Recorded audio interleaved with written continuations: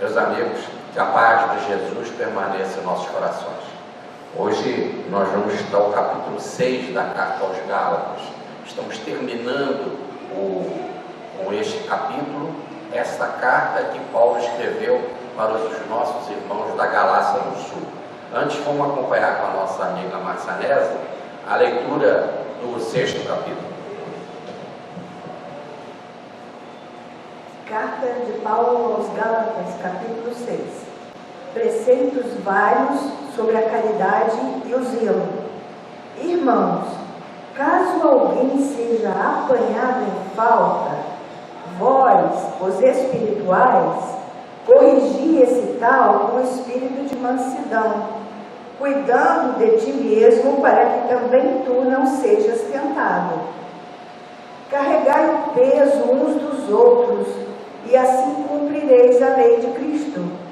Se alguém pensa ser alguma coisa não sendo nada, engana a si mesmo.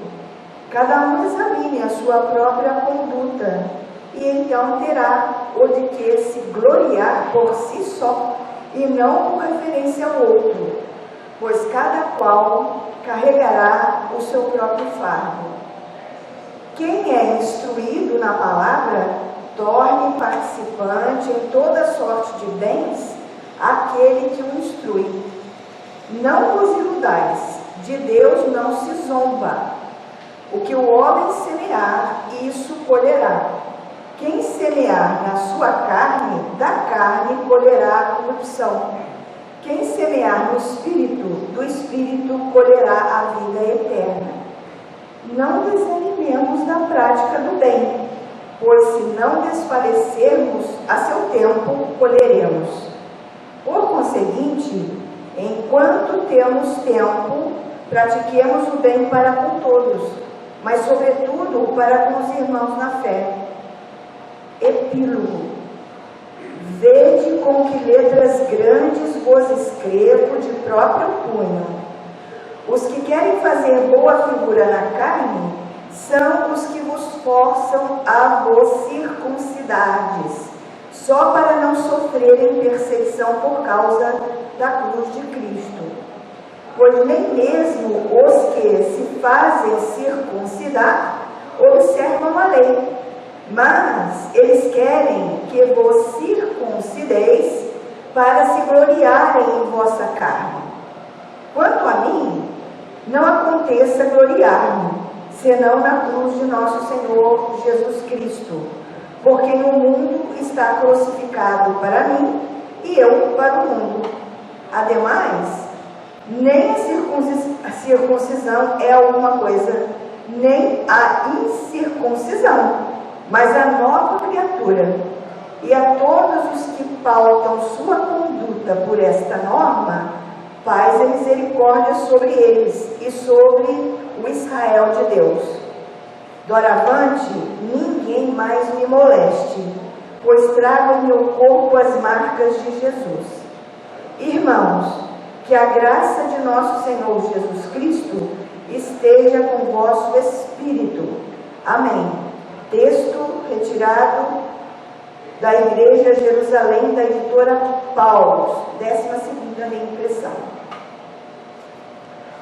Muito bem.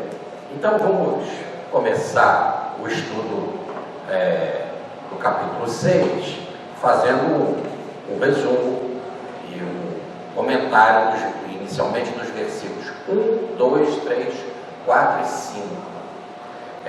Ele começa dizendo assim: irmãos, se alguém for surpreendido em alguma falta,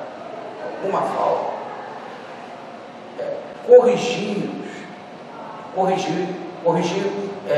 de forma branda, de forma mansa, com mansidão. E mais, olhai atentamente para você mesmo, para que você também, se observando, não venha a cair, não venha a se precipitar na mesma tentação, né? Com isso, Paulo, ele está dizendo que toda repreensão tem que ser firme, sim, mas antes de tudo, com espírito de mansidão, porque o espírito de mansidão, o espírito de misericórdia, é que vai fazer com que o outro tenha calma para até mesmo mudar e ver que ele é uma pessoa aceita, que ele é uma pessoa querida, né? Para aprofundarmos aqui um pouco esse estudo de Paulo, aí nós temos assim, por exemplo, essa palavra surpreendido no original é prolambano, que quer dizer, antes de tudo,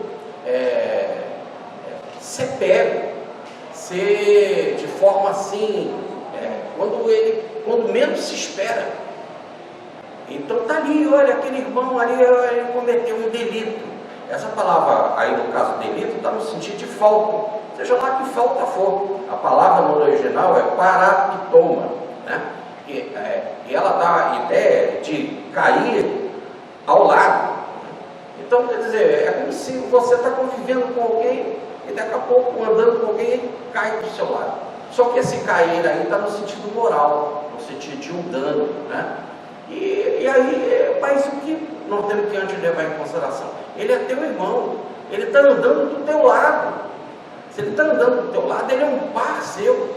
Já não sendo par, Jesus mandou amar os inimigos, fazer bem aquele que os persegue, ainda mais o irmão que foi pego em delito. Além do mais, Paulo falou assim, né? E se você é espiritual, aí está um contraste, né? Se você é uma pessoa que se diz espiritual, com relação a ele, quando ele cai, ele está tendo uma atitude carnal, uma atitude mundana, né? Então, se você se considera uma pessoa espiritual, se você anda no espírito, então também ore atentamente, guarde com cuidado, atentamente a sua vida, para que você também, como ele fala aqui, também não seja tentado. O grande exemplo que nós temos é do rei Davi, né? Rei Davi com aqueles salmos maravilhosos, né? Que tinha aquela fé imensa, né? E que se dedicava em oração ao Senhor, que cantava, que dançava, que compunha para o Senhor. De repente, quando menos espera, caiu, né? Caiu na tentação, ficou apaixonado por Betsabé, que era a mulher de um grande guerreiro. E ele fez tantas coisas danosas, e entre elas até provocou a morte, mandou matar Urias, a mulher de Betsabé. Depois, evidentemente, ele se arrependeu verdadeiramente. Mas olha que interessante, mesmo assim, o arrependimento gera o perdão divino? Gera. Quando ele é sincero, gera. Mas os danos que foram feitos precisam ser consertados, né? O dano que causou, o mau exemplo que deu à população, o mau exemplo que ele deu para as pessoas, para os profetas que agiam no templo, então, no templo não, ali no caso, podemos dizer no templo, né? O templo mesmo, esse só vai ser reconstruído por Salomão, pelo filho dele. Mas o dano aconteceu, quer dizer, que prega na congregação religiosa que existia. Então esse dano aconteceu, porque precisa ser reparado. Então diz Paulo, olha para você também, certo? E como você caindo, você quer ser corrigido num espírito, como ele fala aqui, num espírito de mansidão, de brandura, faça assim com seu irmão também. Então repare que ele está terminando o capítulo 6, está terminando a carta aos Gálatas, pedindo para que um possa corrigir o outro nesse espírito de carinho. Essa palavra corrigir aqui é capadizo, né? Que está no sentido de emendar, de restaurar, de aperfeiçoar. Olha que bacana então, a correção que se faz não é a correção simplesmente de dizer você está errado, o que você fez não deve ser feito, você pecou, você cometeu um delito, uma falta. Não é isso. O espírito de mansidão manda corrigir, e no original a palavra corrigir está no sentido de aperfeiçoar a pessoa. Então a sua correção tem que ser pautada em bases evangélicas, tem que ser pautada em conhecimento, para poder você transmitir uma mensagem para mostrar para o outro o que é o certo. Não só a atitude de mansidão, mas palavras, ensinos, exemplos corretos para que o outro possa se emendar, restaurar, aperfeiçoar. Continua Paulo no versículo 2: levai então a carga um dos outros, porque só assim se cumpre a lei de Cristo. Levai a carga um dos outros.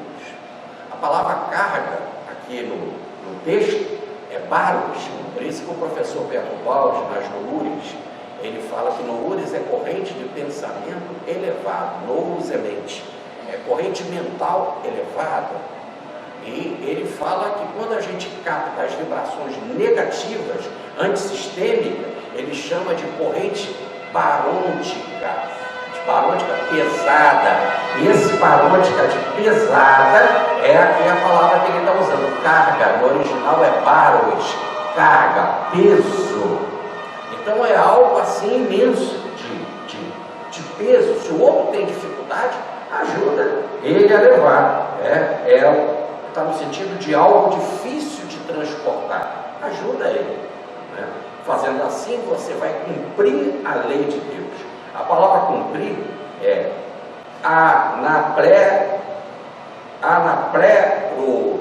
essa palavra, ela está aqui no sentido de satisfazer plenamente as exigências da lei.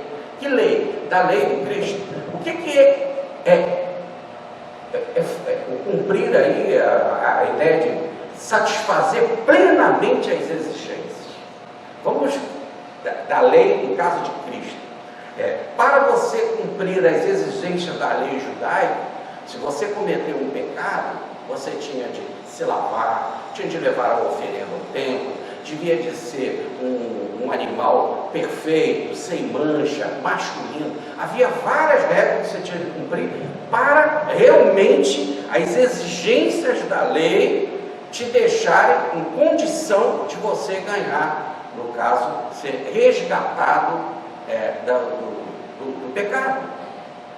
Então tinha muitas exigências. Cristo, ele também, na lei de Cristo, como Paulo fala aqui, que é a lei do amor, e como está lá em João, no capítulo 14, versículo 21, e no capítulo 15, versículo 10, que é a lei do amor também tem uma exigência.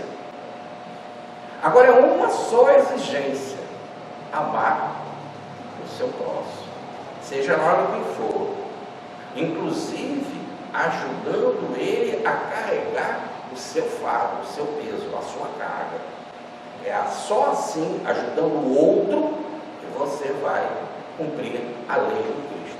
E o que é esse negócio de cumprir a lei do Cristo, ajudando o outro? É como Cristo fez: amai uns aos outros como eu vos amei. Mesmo ele estando na luz, na elevação, com o conhecimento que ele tinha, se vestiu na forma humana, para ficar próximo de nós e nos ensinar, responder às nossas dúvidas, as nossas angústias, os nossos sofrimentos, para chegar até a nós. Contou muitas e muitas parábolas, para que a gente pudesse, pelas parábolas de exemplos do dia a dia, uma da mostarda, a do fermento, da moeda perdida, né, da semente, para que a gente pudesse se aproximar do que ele queria falar do reino de Deus. Então, o maior exemplo de quem carrega a nossa carga, né, o nosso peso, é Cristo. E ele fez por amor um espírito de mansidão. Vinde a mim, todos aqueles que sofrem, que se encontram sobrecarregados. Vinde, e eu vos aliviarei. Tomai sobre vós o meu jugo e aprendei de mim, que sou manso e humilde de coração, encontrarei repouso para as vossas almas.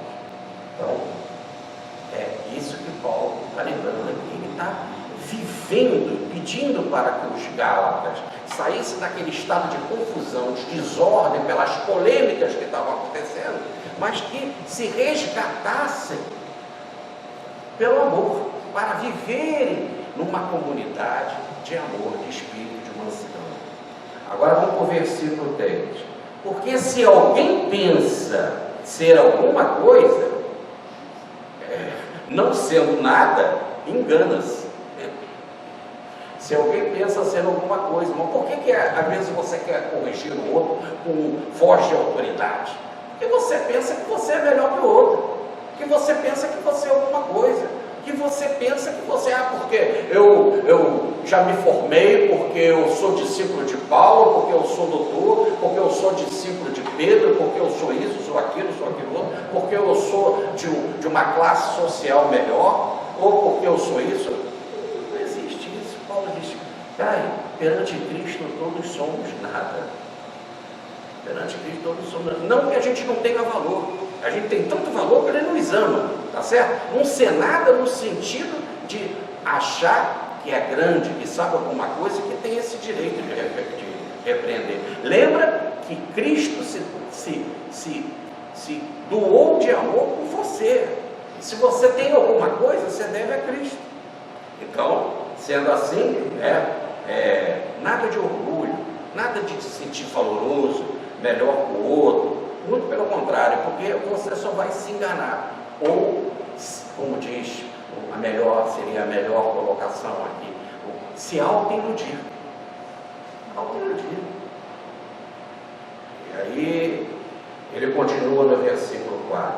Então, prova com a sua própria obra, para que pela sua própria obra você possa ser motivo de glória, e nem em si mesmo, e não no outro. Quer dizer, o seu motivo de glória não está em repreender e se achar melhor que o outro. O seu motivo de glória está em qual foi a sua obra. Sua obra é boa, sua obra foi do bem, e a que obra nós podemos chegar? É de amor, é de espírito de mansidão. Então olha e vê o que você está construindo. Tá certo? Sendo assim, você não vai viver porque foi o outro que errou e por causa disso você se sente melhor. Não, você só se sente melhor se você fizer uma obra boa. Aí é motivo de regozijo, né? É motivo de alegria. Essa palavra aqui, motivo de glória, essa expressão, no original é uma palavra só. Kalshema, que quer dizer regozijo. Você só deve se regozijar em cima de uma obra do bem que você fez, e não porque você se acha melhor que o outro, né? Aí você vai agir corretamente. Essa palavra, Paulo diz aqui, prova para ver se realmente as suas obras são boas. No original dá a ideia de ter um sentido de teste. Fazer um teste, faça um teste, né? Examina, submeta a teste. É a mesma palavra usada quando se tinha as moedas de prata e as moedas de ouro, e então se derretia a moeda, né? Para fazer, ou então faziam outros testes para ver se realmente ela estava valendo o que estava lá escrito, entendeu? E se ela era toda de prata mesmo, se ela era toda de ouro, o que tinha de alguma coisa falsa. Então você tinha de provar, somente naquela época. Hoje também já tem que fazer isso, né? Você não paga nada hoje no supermercado se a pessoa olhar para a tua nota. É uma coisa muito feia, mas é verdade, né? É a vida, o dia a dia. Então o que ela faz? Ela faz uma prova. Ela olha para a nota para ver se ela é falsa ou não. Naquela época também se fazia esse teste com as moedas, para saber se ela era verdadeira ou não. Se vale o quanto pesa. Vale o quanto pesa. Então, Paulo diz, faz esse teste com você. Observa, vê se você não é falso lá dentro. Vê se você vale mesmo o que você está dizendo que vale. Vê, observa você mesmo. E aí, se você tem alguma coisa boa, de obra do bem, se felicite por isso, e não por ter corrigido o outro, pelo erro. É que nem o fariseu quando orava, né? Senhor, eu não sou como esse publicano, né? Eu vou sempre ao templo, eu pago o dízimo, eu vou lá nas horas certas para fazer oração. e a alma dele não foi justificada. Quando o outro chegou, se curvou, eu errei, Senhor. Então o que vale é a intenção. Olha o coração, prova, vê se tem valor nele. Continua Paulo agora no versículo 6. O que aquele que está sendo instruído pela palavra, participe com todas as boas coisas para com o seu instrutor. Aí, como ele está fazendo um resumo, porque ele está no final da carta, ele está dando as últimas recomendações. Então agora ele vai falar de um outro tema. Se você está sendo instruído, ou melhor, se você está recebendo o Evangelho, se você tem aí um mensageiro, um missionário, um instrutor que está te passando a mensagem do Evangelho, poxa, veja, colabora com alguma coisa que seja boa para ele, inclusive a nível material. Será que ele está precisando de algum agasalho? Será que ele está precisando de hospedagem? Será que ele está precisando de comida? Será que ele está precisando de dinheiro? Inclusive dinheiro. E aí, para vocês verem como que a igreja se comportava naquela época, na primeira carta aos Coríntios, no capítulo 9, versículo de 6 a 18, nessa primeira carta mesmo aos Coríntios, no capítulo 9, versículos 5 e 7, e nessa mesma carta, precisamente nessa primeira carta aos Coríntios, no versículo 14, está dito que era esse o comportamento da igreja primitiva, que poderia se ajudar financeiramente o trabalhador do Cristo, né? Ele é digno do seu salário. Agora, o que acontece, é isso que a gente tem que ver, que surgem os falsos profetas, né? Aqueles que querem viver às custas dos outros. Paulo, então, o que ele fazia? Ele trabalhava com as próprias mãos para se sustentar, para não ser pesado a ninguém. Mas no final ele fez uma coleta de dinheiro para ajudar os pobres em Jerusalém, né? Mas ele também se hospedava muito na casa dos amigos. E chegava lá, trabalhava à noite, mas também comia nas casas em que ele ficava hospedado. Não há mal nisso. Então ele está mandando, ele está pedindo para que os irmãos da Galácia do Sul tivessem esse acolhimento. A palavra no original para participar com alguma coisa, né, com alguma coisa boa, essa palavra participar está koinoneo, que quer dizer nada mais, nada menos do que, olha a palavra moderninha, compartilhar, tá certo? Compartilhar, dar aquilo que for da necessidade do missionário para que ele possa realizar a missão dele de te instruir pela palavra. Pela palavra aí, no caso, é a mensagem do Evangelho, ou aquilo que ele estiver pregando, né? Por isso que Paulo usa mais a expressão de instrutor, a palavra instrutor, porque a gente paga o instrutor. Se você for numa escola, você tem que pagar. Se vai fazer um curso, você tem que pagar o instrutor, porque ele vai te dar o conhecimento. Não é isso? Então, com relação ao ministro, é a mesma coisa. Com relação ao pregador do Evangelho. Inclusive, principalmente naquela época, que eles tinham de fazer longas viagens, né, muitas vezes a pé, então era necessário ter esse espírito de acolhimento. Muito bem, agora vamos resumir os versículos 7, 8, 9 e 10. Não vos enganeis, Deus não é enganado. Tudo aquilo que a gente semear, ceifará. Ele acabou de dar um conselho, né? Se você está sendo instruído na palavra, dê alguma coisa boa, que for útil, para aquele que está te instruindo. E ele diz assim, preste atenção, não deixe vos enganar. Deus não é enganado. Deus não é enganado, tá certo? Tudo aquilo que a gente semear, vai ceifar. Então, sabe, você pode dar uma melhor contribuição, ou uma hospedagem, ou uma outra coisa para aquele orientador, para a igreja que você frequenta, que estava em formação na época, né? Ou em todos os tempos, as igrejas precisam, as comunidades precisam, as instituições precisam, por que não ajudar? Olha uma instituição como essa, tem luz, tem funcionários, tem que ter a portaria, tem que ter aparelhos eletrônicos, ventilador, ar-condicionado, isso, aquilo, aquilo outro. E tem muita gente que precisa de ajuda, que é acolhida aqui. Então, por que não colaborar? Não tenteis vos enganar, né? A palavra no original é planel, que é desviar. Isso é um desvio de conduta. Se ali você é alimentado com a palavra, por que não dá alguma coisa a contribuir? E ele diz assim, a Deus não se deixa enganar. Quer dizer, você tapear Deus não consegue. A palavra aí para enganar Deus é torcer o nariz, sabe?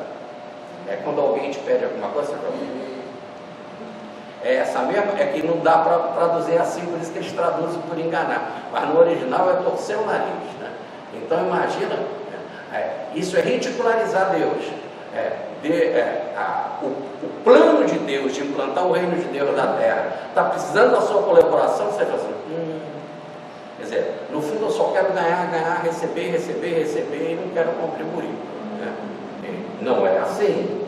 Então a palavra no original para torcer o nariz para Deus é mukiturizo, torcer o nariz para Deus. Então, se você faz assim, é o que você está semeando. Se você está semeando engano, você vai colher engano. Se você está semeando desvio, você vai colher desvio.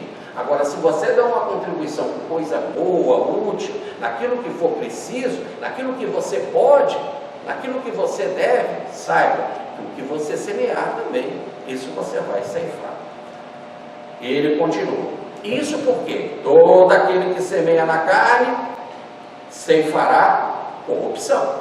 Todo aquele que semeia no Espírito ceifará vida eterna. Agora, mais uma vez, Paulo está usando um exemplo bem simples, bem popular, de plantar, semear. Vamos semear e no tempo certo a gente vai colher, vai ceifar. Então, a palavra aqui no caso, aquele que semeia na carne, quer dizer, semeia confusão, semeia discórdia, semeia esses delitos, semeia um engano de não querer ajudar na sua igreja.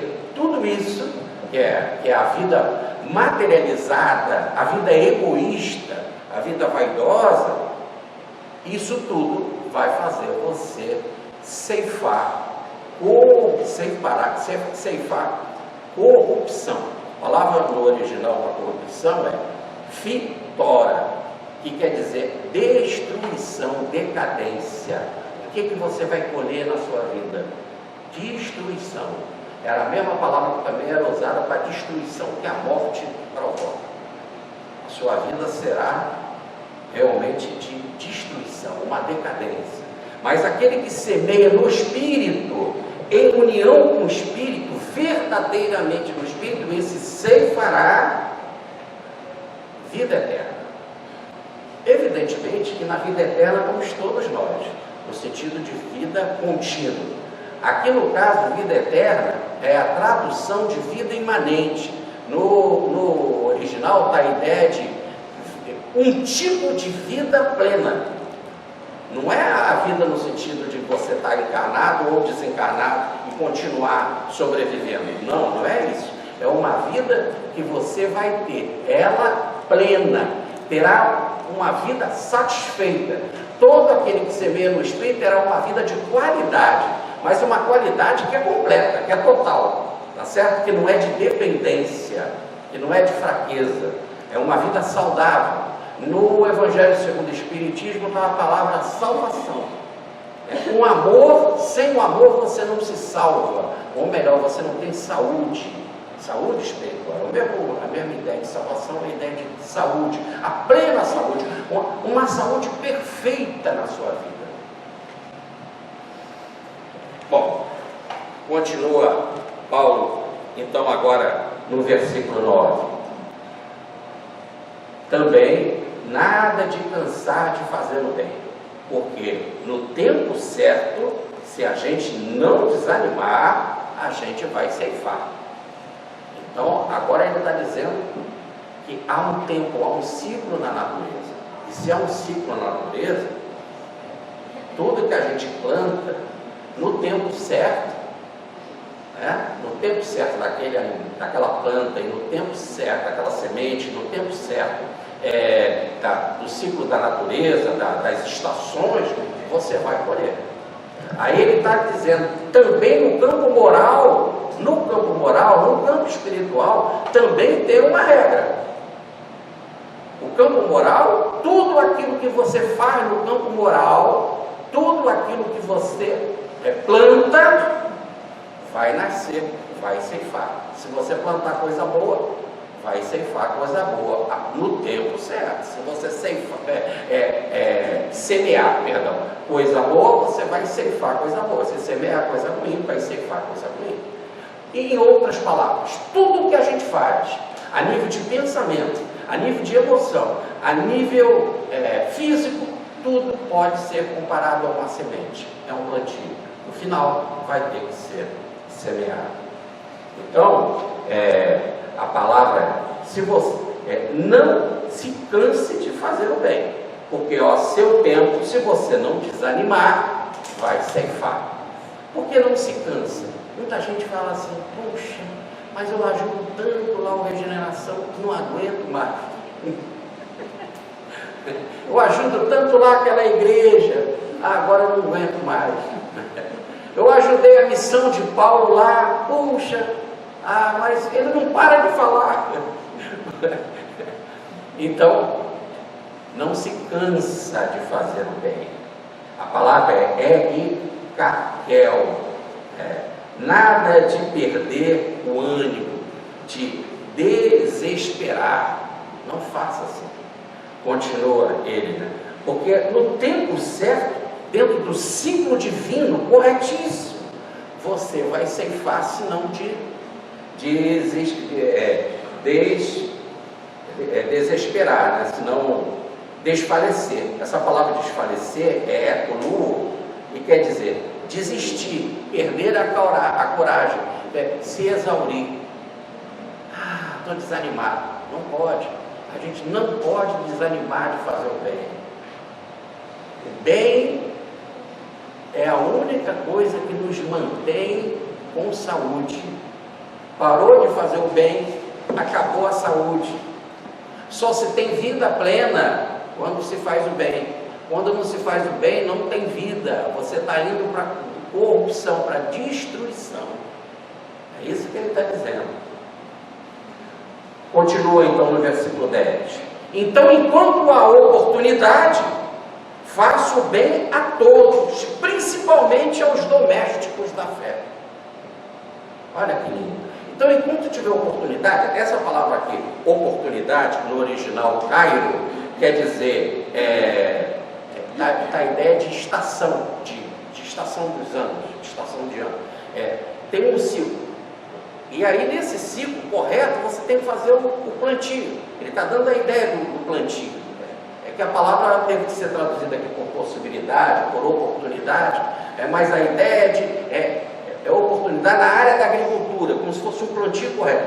Lá no seu tempo, no tempo preciso da natureza, você vai colher. Ele vai dizer assim, então você tem que fazer esse plantio, essa semeadura em quem? Em todos. Ele manda. Para quê? Faça o bem para todos, sem exceção. Para todos. Mas ele dá aqui um esclarecimento melhor. Principalmente para os domésticos. O que são os domésticos?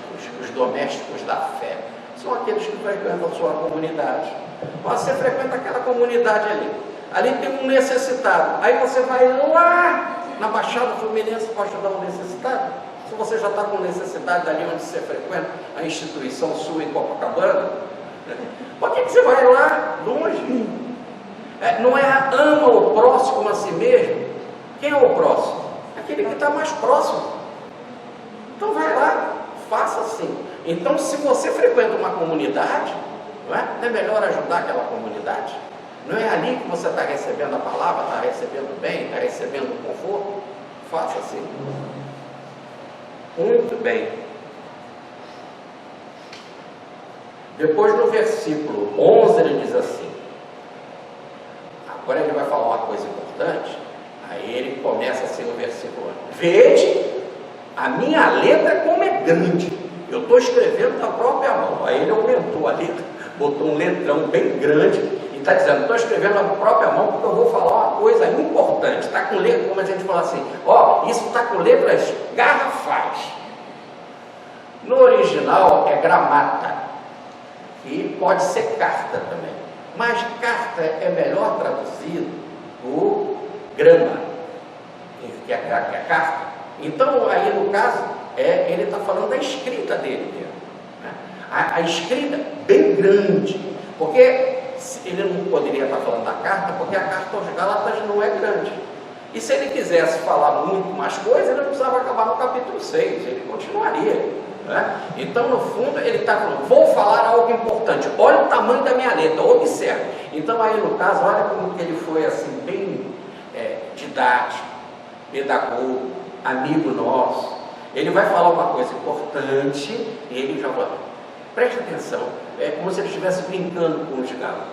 Botei letras garrafais, pelo que vai ter agora aí, que eu vou falar, tá? E o que ele botou em letras garrafais? Todos que querem ostentar boa aparência na carne, todos que querem ostentar boa aparência na carne, vos obrigo a circuncisar. Eles somente fazem isso para não serem perseguidos por causa da cruz do Cristo. Então, olha lá, o tamanho da letra. Agora eu vou falar do grande problema que acontecia aí na igreja dos Gálatas. Tem gente que quer aparecer na carne, é a expressão dele mesmo. Aqueles que querem ostentar, esse negócio de ostentar é a palavra assim, bonita da tradução, né? Mas aquele que querem ter uma boa aparência na carne, no fundo é se exibir, é melhor. Então, a fim de exibir, mas na carne. Por que na carne? Porque vão querer obrigar vocês a fazer circuncisão. E se vocês fizerem circuncisão, automaticamente vocês são dependentes do judaísmo. Automaticamente. Ou então a circuncisão é só da boca para fora. Quer dizer, é uma coisa falsa. Se ele está dizendo que é tão importante a circuncisão e você faz, você também agora é um escravo do judaísmo. Bota a cabeça para funcionar, né? E por que eles querem aparecer, ter uma boa aparência na carne? Porque agora, como ele vai falar da circuncisão, ele usa essa expressão a carne, porque não adianta você falar de circuncisão no coração. Ele está falando de circuncisão no pênis, marca realmente na carne. Querem aparecer, eles querem se exibir, né? E aí, nesse caso, vos constranger, a palavra é anagicardizo, e essa palavra quer dizer compelir, forçar vocês. Era um massacre de astúcia, forçando aquele gentio que entrou para o cristianismo e ganhou a gloriosa liberdade dos filhos de Deus, que eles só seriam salvos se tivesse essa marca na carne. Mas não é isso não é isso que está por trás.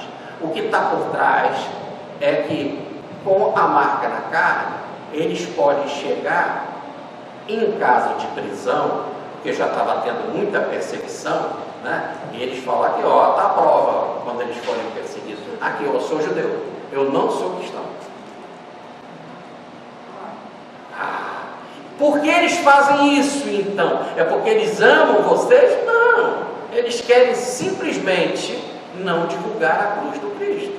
Porque divulgando a cruz do Cristo, eles ficariam presos à ideia de que, sendo cristãos, e estavam tendo perseguição, já estava tendo perseguição ao cristianismo, eles não seriam presos. Logo, eles têm vergonha, eles têm medo da cruz do Cristo. E aí, porque eles não gostavam da cruz do Cristo e achavam isso deprimente, ora, qual é o sinal que eles queriam colocar no lugar da cruz do Cristo? O sinal na carne, o sinal da circuncisão. Mas o sinal da cruz não é a cruz física. O sinal da cruz não é o patíbulo. O sinal da cruz não é a crucificação em si, é o que aconteceu na crucificação, com o derramamento de confiança, de amor, de perdão do Cristo, de entrega do Espírito ao Pai, e o resultado da cruz, que foi a ressurreição. Então a cruz para o cristão não é a cruz em si. Aliás, há pouco tempo houve discussão a nível governamental aqui no Brasil se nos órgãos, nos departamentos públicos, deveria ficar um crucifixo, né? Sendo o Brasil um país laico, por que era obrigado ao crucifixo? E a ideia não é o crucifixo em si. O crucifixo é apenas a lembrança de aquele ser que é Cristo, que foi para a cruz, se derramou em amor e em perdão, e que queria, antes de tudo, confiar em Deus. Ele confiou em Deus. Nas tuas mãos entrego o meu espírito. Olha, se nos órgãos públicos, nos departamentos públicos, o significado da cruz estivesse vivo, nós já estaríamos aqui num planeta de regeneração. Então não é o crucifixo. Mas por que eles não queriam saber, eles não conseguiam compreender o que estava por trás da cruz, que era a mensagem espiritual? E então, como aquilo era perigoso, porque eles perseguiam, e mais do que perigoso só a nível de perseguição, também eles achavam que era ridículo, porque na cruz só ia o maior malfeitor. E aí, como que eu sou um judeu, olha o orgulho, como eu sou um judeu e vou seguir alguém que foi para a cruz, que teve a pena de maior malfeitor de todos?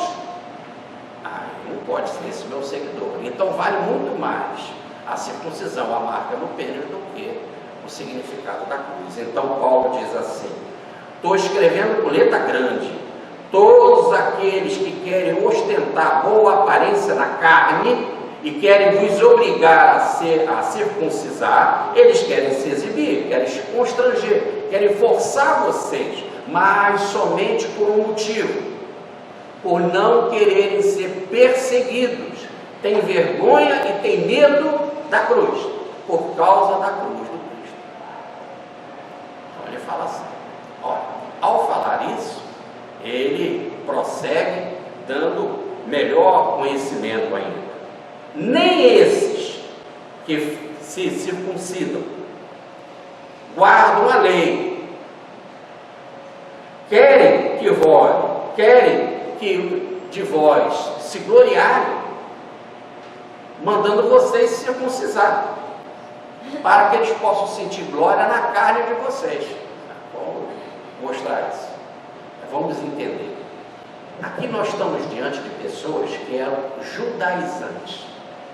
Ele não está falando do judeu em si mesmo, aquele que era judeu e que tinha a circuncisão e cumpria as coisas da circuncisão. Ele está falando de judeus que se converteram ao cristianismo. São os judaizantes. Eles se converteram ao cristianismo. Se deparam com os irmãos da Galácia, que eram gentios, que não eram judeus, que não tinham a marca do pênis como ele.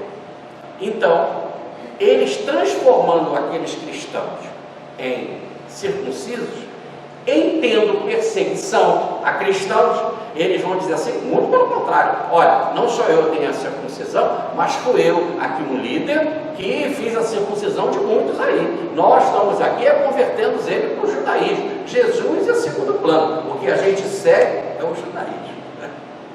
O que a gente segue é uma mensagem. Jesus até pregou algo interessante e tal, mas é um pregador a mais. O que a gente segue mesmo é Moisés. E aí se livrariam da perseguição. Ou melhor, iam adquirir glória na cabeça deles às custas dos irmãos gentios. E os irmãos gentios, o que ia acontecer com os gentios que passaram a ser cristãos? Eles iam ter uma queda, como Paulo falou no capítulo 5. Ele teria uma queda na sua vida, uma queda de Cristo para a escravidão de Moisés, da lei de Moisés. Ora, eu citei até uma frase aqui de Lutero que diz assim: não se brinque com isso, não se brinca em desmerecer Cristo. que Paulo usa a mesma expressão, que talvez de ali que Lutero tenha se inspirado. Não torça o seu nariz para Deus. Ninguém engana Deus. Tem uma atitude correta de vida, né? E ele fala assim: nem esses que se circundam guardam a lei. Paulaço, guardar a lei. Eles não fazem assim. E a maior prova que eles não guardam a lei, que eles seguem as coisas do cristianismo. Só que eles estão colocando o cristianismo em segundo plano e Moisés em primeiro. Ora, isso também não é judaísmo puro. Logo, eles estão renegando muito do judaísmo. Então, por que acreditar nesse tipo de conversa? É que o Paulo está falando. Pessoas que não são sinceras nem com a sua fé, porque ainda não sabem se posicionar, ficam com as coisas do Cristo, frequentam a igreja do Cristo, mas dizem que o que mais vale é a marca do pênis. Preste atenção, não caiam nessa ilusão, né? Vamos agora para o versículo 14. Longe de mim, que Deus não queira, que Deus não aceite isso, longe de mim. Quanto a mim, então, eu me glorio, sim, mas eu me glorio somente pela cruz do Cristo. A minha glória não é em mim mesmo, mas está na cruz do Cristo. E, através da cruz de Cristo, o mundo está crucificado para mim e eu para o mundo. Vamos ver o que Paulo quer dizer com essa passagem. Então, para ele, para os judeus, os judaizantes, Paulo está dizendo assim, faça-se essa comparação. Para os judaizantes, eles se gloriavam o quê? Na marca do pênis que vocês iam ter. Porque na marca do pênis deles, eles não podiam se vangloriar, porque eles mesmos não cumpriam perfeitamente a lei de Moisés. Então eles queriam tirar a onda em cima da marca da carne em vocês, que eles queriam transformar vocês. Eu não sinto essa glória. A minha glória não está nisso. A única glória que eu tenho está na cruz de Cristo. Não tenho vergonha, eu amo a cruz do Cristo. E de tal forma eu me identifico com a cruz do Cristo, com a mensagem da cruz, quer dizer, com a mensagem do Evangelho. Porque o que é a mensagem da cruz? Tem uma passagem que está nos versículos 1 e 2 do capítulo 26 de Mateus, em que diz assim: 2 dias depois começou a parte prática, terminou a parte de pregação, agora vai para a parte prática. Cristo vai para a cruz. Ora, o que é a cruz? A cruz, a mensagem da cruz, aquele período em que o Cristo passou ali, desde que ele entrou em Jerusalém no domingo de Ramos e até a ressurreição, todo aquele momento que vai então do domingo de Ramos até o domingo da ressurreição, nada mais é do que uma experiência de tudo aquele que pregou durante 3 anos. É a vivência do Evangelho. É o Evangelho na prática. Com humildade, com perdão, com amor, com confiança em Deus, com oração, com fraternidade, convivendo com os apóstolos, ensinando a humildade, botando o avental, lavando o pé dos apóstolos, dizendo que veio para servir, não para ser servido. É a vivência do Evangelho. É isso que é para mim a minha glória. É isso que eu não me envergonho, é isso que eu me sinto glorioso por ser aceito nesse banquete, no banquete da cruz, no banquete de Cristo. Então, guarde. Para mim, é de tal forma a minha entrega a essa vivência da cruz do Cristo, essa experiência, que para mim o mundo está crucificado e eu para o mundo. Ou melhor, as coisas do mundo, tudo que pode ser qualquer tipo de glória no mundo, seja lá o que for, não é o que me move, não é o que me dá glória, não é o que me dá satisfação. A palavra glória no original é dosha, no sentido de substância. Não é isso que me dá substância, significado. Para mim, o único significado, a minha razão de vida é a cruz do Cristo. E de tal forma, então, todas as coisas do mundo para mim se crucificaram, eu olho com outro olhar, e eu mesmo para o mundo estou crucificado, porque eu mesmo, já ele vai dizer no penúltimo versículo, que ele tem as marcas do Cristo. Eu para o mundo também estou crucificado, porque para o mundo eu quero viver aqui apenas as coisas do Cristo. Quero lutar o bom combate, e quando ele terminar, depor as armas, depor os meus instrumentos e me sentir satisfeito por ter vivido para Cristo, vivendo no mundo, mas sendo do Cristo dos céus. Pois, de tal forma, eu estou crucificado para o mundo, que já não sou eu mais que vivo, é Cristo que vive em mim. E se Cristo é o crucificado, e se Ele vive em mim, eu também sou um crucificado. Porque é uma identidade mística. Então, continua ele escrevendo com letras garrafais. Nem a circuncisão, nem a incircuncisão é alguma coisa. Ou melhor, a melhor tradução, vale alguma coisa.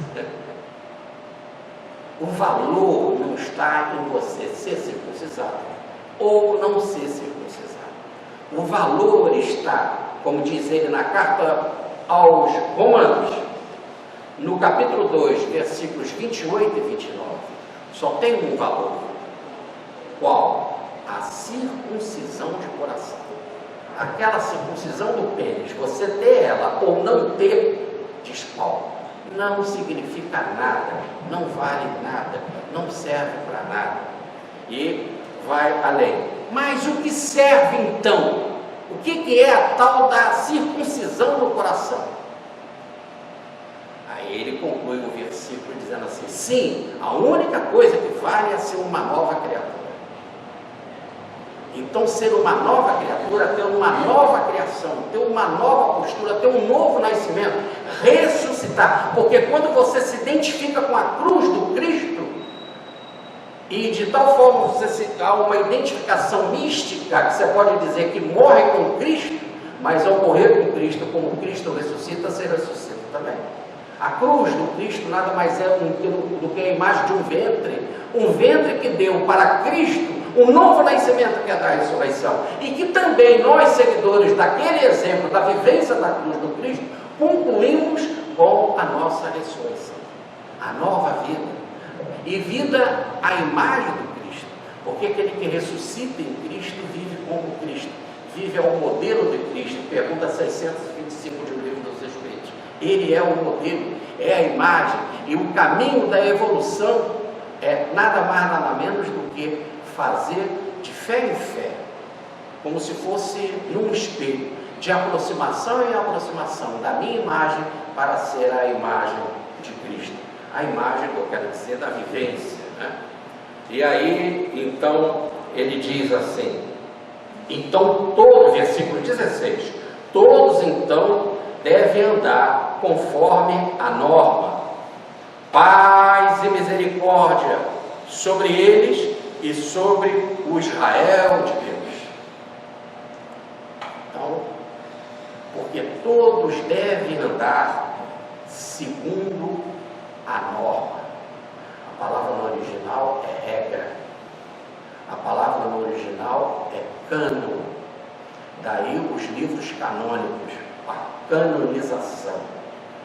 Então existe uma regra, existe um cânon. E esse cânon é a mensagem do Cristo. A palavra cânon quer dizer barra, ou uma vara que podia fazer medida. Então é que nem aquela a vara que para você que não vai comprar roupa, né? O homem que vai te vender pano na fazenda, ele pega lá que é 1 metro, né? Que é de madeira, a vara. E aí ele pega e faz a medida certa, quer dizer, para dizer que você está levando a quantidade certa do que você pediu. Paulo diz assim, o certo, a regra, a medida mesmo, a medida correta é andar nas coisas do Cristo. E esses que andam nesta norma do Cristo, quero fazer bem a todos, principalmente aos domésticos da fé, esses dizem, para esses, a paz e a misericórdia. paz e a misericórdia. E para eles e para o Israel de Deus. Aqui poderíamos pensar assim: ei, Paulo, agora como ele vai falar? Porque ele está falando dos judaizantes, ele está falando dos outros, e ele agora está falando em paz e misericórdia. Ele acabou de dizer que a gente tem que fazer o bem para todos, e ele vai dizer que ele só está dando bênção para aqueles que seguem a norma do Cristo. É isso? Ele está dizendo, para os que seguem a norma do Cristo, que não se deixam levar por essa conversa, para esse, a paz e a misericórdia. Mas tinha os outros.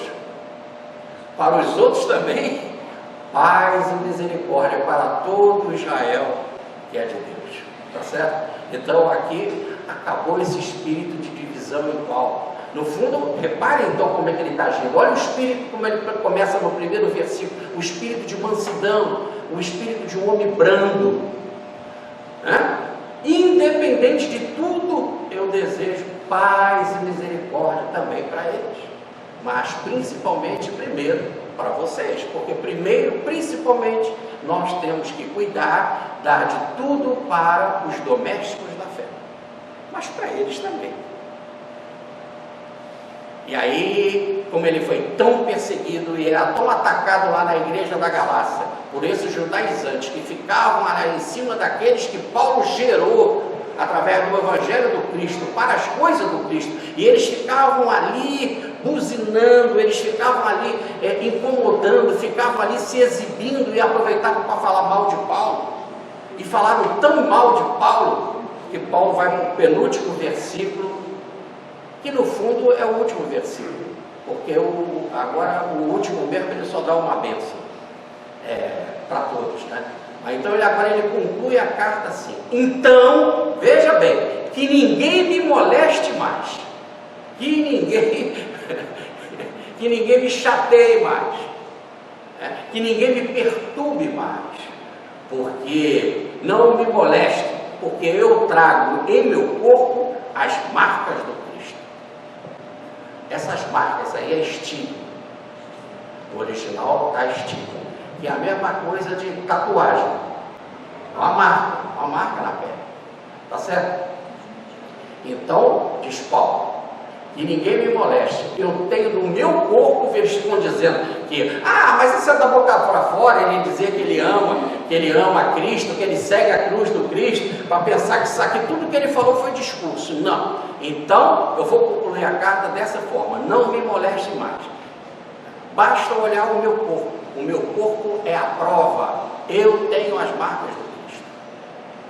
Vamos falar dessas tatuagens, dessas marcas no corpo dele. Os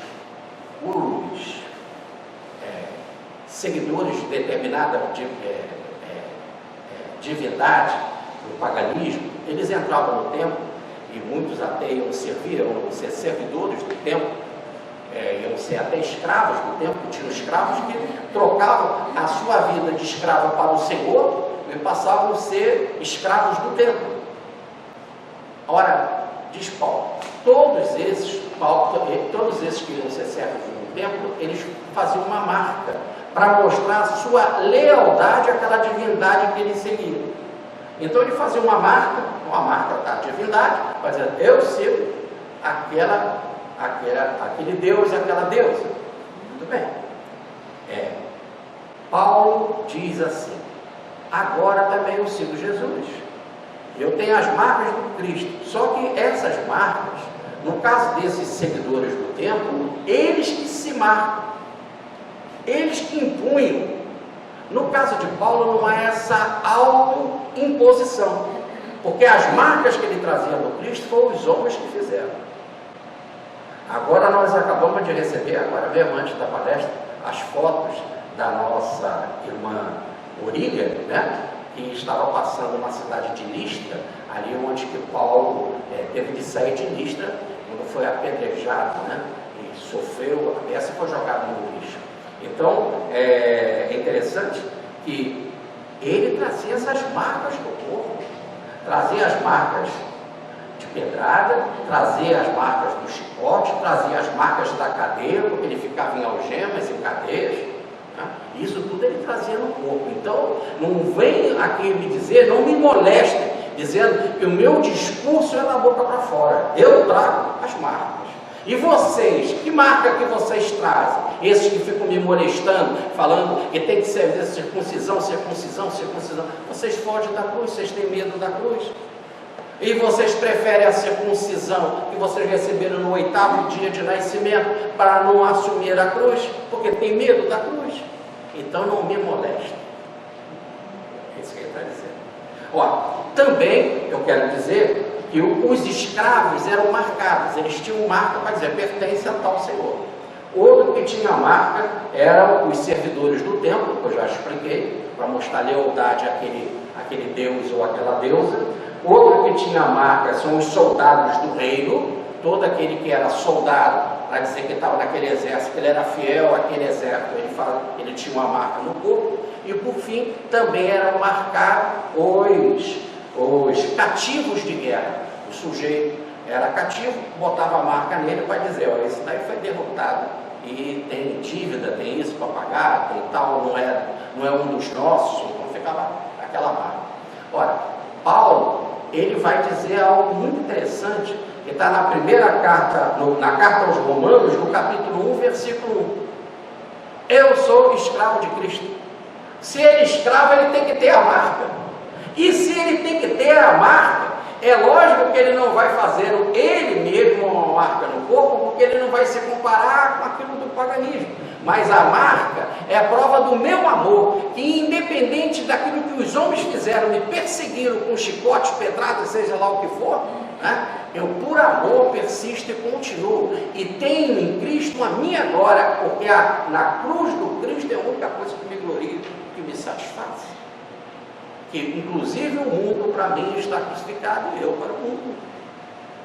E aí nós temos que pensar também com relação a isso no judaísmo. O judaísmo, ele proibia a tatuagem, proibia o estilo. Só que ele proibia, mas não levava muito a sério. É uma das poucas coisas que a lei divina é desrespeitada assim, descaradamente nas Escrituras. E com muita intensidade. Era muito comum. Eu vou até trazer aqui para vocês, só para vocês terem uma ideia. E normalmente eles tinham essa marca, fazer tatuagem, quando estavam de luto, não corria alguém e tal. Então eles faziam uma marca para mostrar o luto e também raspavam a cabeça. Então faziam coisas físicas para mostrar o seu luto, mas não deixava de ser a tatuagem. E essa tatuagem, esse estilo, era proibido nas Escrituras. Então, a proibição, Levítico, é de Moisés, capítulo 18, versículo 28, capítulo 21, versículo 5. Agora, as tatuagens que faziam o culto dos mortos para o luto. O que é mais interessante, Deuteronômio capítulo 14, versículo 1, aí é Moisés. Deus proíbe e ali está sendo autorizado. Em caso de luto é autorizado, segundo Moisés. Agora vamos ver os outros escritores. Isaías capítulo 22, versículo 12. Ezequiel capítulo 7, versículo 18. Isaías 3, 24. Jeremias 16, 6. 41, 5, 47, 5, 48, 37, Amós 8 e 10, e Jó, capítulo 1, versículo 20, e Miqueias, capítulo 1, versículo 16. Então a proibição era muito renegada. Muito pelo contrário, tinha muito mais seguidores das marcas no corpo do que da proibição de Deus. O que mostra que se a lei de Deus não pode, como diz Paulo, a lei das Escrituras dá salvação, porque ela era descumprida assim, inclusive pelos profetas. Profetas de um quilate de Isaías. Um profeta de uma novela interessante que é de Jó, né, que diz as Escrituras que era alguém fiel a Deus, que é tão fiel que fala em tatuagem. E aí Paulo termina o último versículo, que a graça de nosso Senhor Jesus Cristo seja, irmãos, com o vosso espírito. Amém. Então, ele deseja que a graça de Cristo, esse presente que é Cristo, esta benevolência que é Cristo, se una ao Espírito em nosso coração, formam uma só unidade. Então nós, em Espírito divino, unidos ao Espírito de Cristo, formamos uma grande união mística de um estado de bem-aventurança. E aí ele conclui com a palavra amém. Amém quer dizer verdade. Que isso realmente se faz. Muita paz, fique conosco.